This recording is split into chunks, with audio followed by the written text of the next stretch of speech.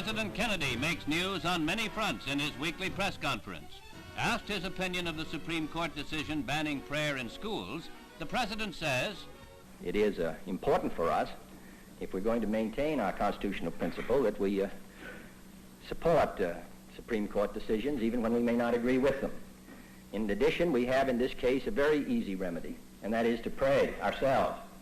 And I would think that it would be a welcome reminder to every American family that we can pray a good deal more at home, we can attend our churches with a good deal more fidelity, and we can make the true meaning of prayer much more important in the lives of all of our children. That power is very much open to us. And I would hope that as a result of this decision that all American parents will intensify their efforts at home."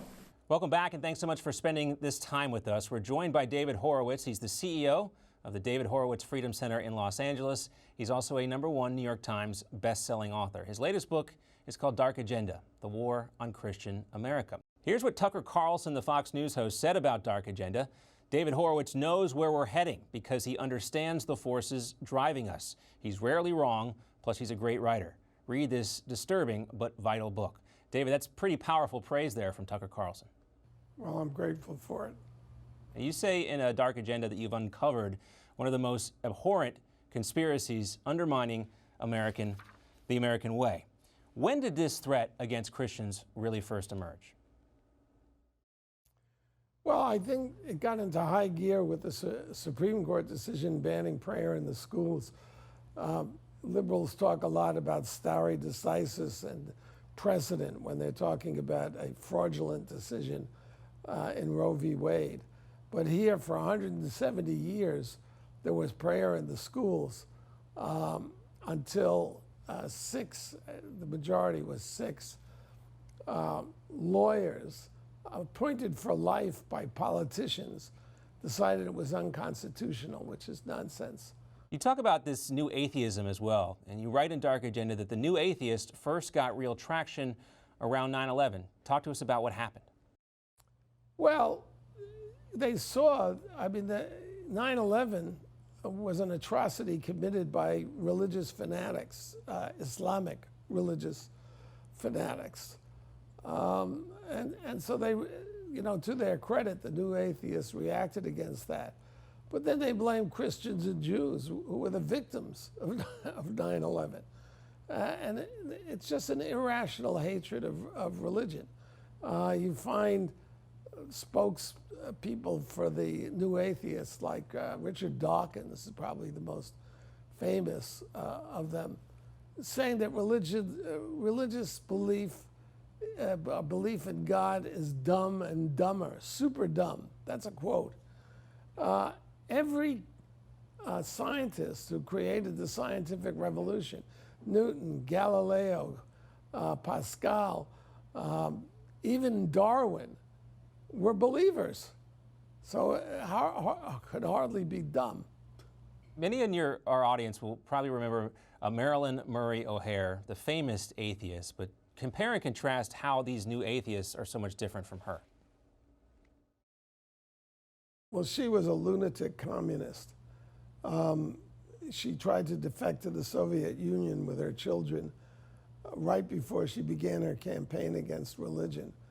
And the U.S. Supreme Court took this woman seriously. Of course, she was armed with lawyers from the ACLU to drive Bible reading out of the schools. That's erasing your history. That's what totalitarians do. They erase the past. The revolution begins in year 0. And the opponents of Christian America, and I point out in the book, I say it's a war to destroy Christian America because they're indissoluble. The left hates Christianity for the same reason it hates America.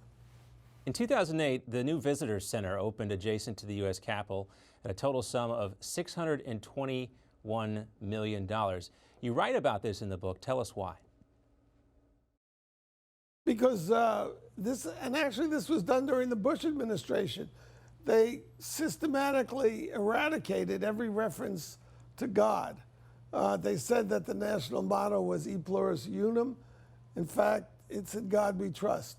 they had an image of the Constitution, and where the signers, there's a page where the signers signed the Constitution, and over their signatures it says, "In the year of our Lord, 1787," and they airbrushed that out. They used Photoshop to take it out.